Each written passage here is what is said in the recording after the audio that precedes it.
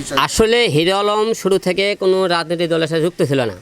আপনারা অনেক টাইমে অনেক জায়গায় দেখেছেন, আমরা আওয়ামী লীগের টাইমে যারা বাংলাদেশে সমস্ত সেলিব্রিটি আছে, নায়ক বলেন নায়িকা বলেন, তারা বিভিন্ন প্রোগ্রামে তাদেরকে কিন্তু টাকা দিয়ে নিয়ে দেওয়া হয়। বিয়ে বলেন, সেমিনার বলেন, আওয়ামী লীগের পার্টি বলেন, বিএনপির পার্টি বলেন, আমরা কিন্তু যে কোনো জায়গায় যাই। সেখানে দেওয়ার পরে আপনাদের মধ্যে অনেক লোক অনেক রকম প্রশ্ন করে, সাংবাদিক ভাইরা, যে আপনি যে আজ আওয়ামী লীগের আপনি একটা অনুষ্ঠানে এসেছেন, আপনি কি আওয়ামী লীগে যোগ দিয়েছেন কিনা? দিকে বিএনপির একটা কোনো প্রোগ্রামে গেলে কি আপনি কি আবার বিএনপির যোগ দিয়েছেন কিনা? আমরা তো আগে থেকে স্বতন্ত্র ছিল, হিরো আলম এখনও স্বতন্ত্র। আপনারা আজ পর্যন্ত কিন্তু কোনো দলে মনে করে কাগজ কলমে দেখাতে পারবেন না হিরো আলম এই দলের সাথে যুক্ত ছিল, এমন কোনো দল আপনি দেখাতে পারবেন না। আমি যে কোনো লোক, আমরা যে কোনো পোস্ট করতেই পারি, কিন্তু আপনি হলে যে তাই বলে মনে করেন বিএনপির নিয়ে পোস্ট করলে বিএনপির গেছে, জামাতের নিয়ে পোস্ট করলে জামাত গেছে, আওয়ামী লীগের নিয়ে পোস্ট করলে আওয়ামী লীগ, তা না। আমরা যেহেতু আমরা পাবলিক ফিগার, আমাদেরকে লোকজন ফলো করে, দেশের যে কোনো ভালো মন্দ কথা আমরা অবশ্যই আমাদের পেজে কিন্তু লিখতে পারি। সবাই জানেন আমার 3টে বিয়ে হয়েছিল। আপনি প্রথম পক্ষে বইয়ের নাম সুমি জানেন, দ্বিতীয় পক্ষে নুসরাত, তৃতীয় হলো আপনার রিয়ামণি ছিল। 3টে মনে করেন 2টা মেয়ে মিডিয়ার মেয়ে ছিল, একটা আমার মনে করেন হলো গ্রামের মেয়ে ছিল। এখন আমার 3টে বউ কী কারণে গেছে সেটা কিন্তু আপনাকে উদাহরণ করে দিয়েছি। মনে করেন আমার প্রথম বউ মনে করেন সুমি, যে আমার মার সাথে ঝগড়া করে বাসা থেকে বেরোতে, আপনাকে গত পর্বে বলেছিলাম যে করছে তুমি বাসা আলাদা করলে আমি আবার আসবো। আমি তো আপনি দেখছেন যে বাসার সামনে কথা বলেছে, এই বাসাটা দ্বিতীয়বার আমাকে করা, এই বাসাটা কমপ্লিট হলে তাকে আমরা আনার চেষ্টা করছি, সেইটা আমি শুনছি সে আরেকজনের সাথে মনে করেন বিয়ে বসে গেছে, তা আমরা জানি না।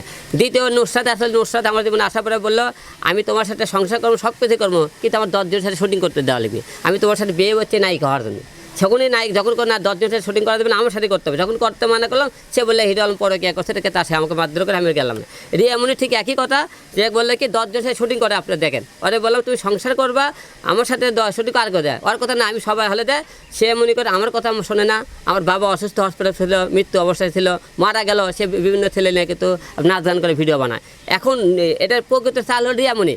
এই মেয়েটাকে যে মূলত খেলাইতেছে রিয়ামণি, যে সাংবাদিকের সামনে কথা বলে, মেয়ে মানুষ তো কাউকে চেনে না, উই কিন্তু সাংবাদিকের সামনে নিয়ে যাইতেছে।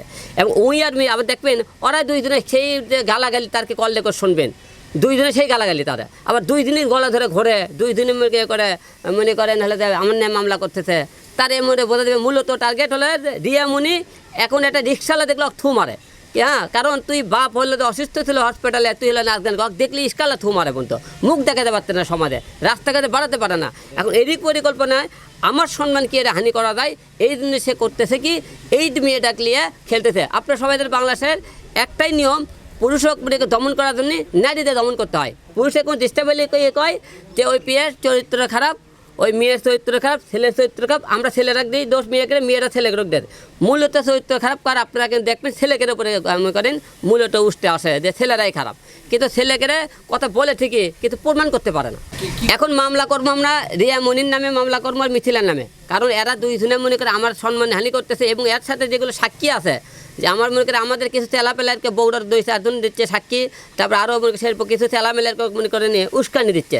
যে সমস্ত উস্কানি দিতেছে তাদের আমি কে তাদেরকে উস্কানি দিচ্ছে, তাদের বিরুদ্ধে ব্যবস্থা হবে। কারণ আমি 2 দিন পর পরে আপনাকে মিডিয়ার সামনে এটা কেন এত কথা বলবো, এই আপনাকে কেন 2 দিন পর কথা বলো, আমার সম্মান হানি করার উঠে পড়ে কেন লাগছে? আমার কথা তোমাকে ডিভোর্স দিয়েছি, তোমার মনে তুমি, আমার মনে আমি, তুমি কার সাথে গান করো নাচ করো, আমি তো একবারে বলতেছি না। আমি তোমার অন্যজনের সাথে নাচ গান করলে তোমাদের দলে কেন? এখন আসলে ওই তো মিডিয়ার লোকই না, তাকে 15 লাখ টাকা, সে তো মনে করেন বাসা ভাড়া দিতে পারে না। ঢাকা শহরে যখন বাসা নাই, তখন তো টাকার অবশ্যই আমার বাসায় আসে ভাড়া থাকতে, 15 লাখ টাকা সে পাবে কোথা থেকে? 15 লাখ টাকা দেখলে তো সে দিতে পারবে। আর 15 লাখ টাকা যেসব আপনাকে মিডিয়ার সামনে বলতেছি, 15 লাখ টাকা আমি তো নিয়ে থাকি, সাক্ষী প্রমাণ দেখাতে পারে, তাহলে অবশ্যই 15 লাখ টাকা আমি দিয়ে দেবো, যে সাক্ষী প্রমাণ দিতে পারলে। যে কোনো জিনিসই দল মনে করেন বিয়ের কথা বলতে পারে, সে বিয়ের কাগজপত্র দল দেখাতে পারে, তাকে আমি বউ হিসেবে গ্রহণ করে নেবো। সে দল মনে করেন যে সমস্ত কথাবার্তা বলতেছে, সে দল প্রমাণ দিতে পারে, আমি আপনাদের মধ্যে কথা বলতেছি, আমি সব কথা আপনাকে আইন আদালতে যে শাস্তি হবে মাঠে পেতে নেবো।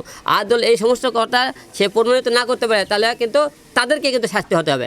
ওরা মনে করে ধর্ষণ মামলা তো সোজা না, এখন ধর্ষণ মামলা সরকার নিয়ম করছে, কেউ দল মুখে ধর্ষণ করে, ছেলেটা তো এত অপরাধী, মেয়েরও তো এতটা অপরাধী। এখন সময় 2 জনের মনে করে খালি মামলা করলে না, মামলা তো অনেকে ধারা জানেন না। এবারে পর্যায়ে তারা মনে করেন যে কথাগুলো বলেছে, পিপিআই অবশ্যই আমাদের এটা সম্পন্ন হলে সুষ্ঠু তদন্ত দান করে।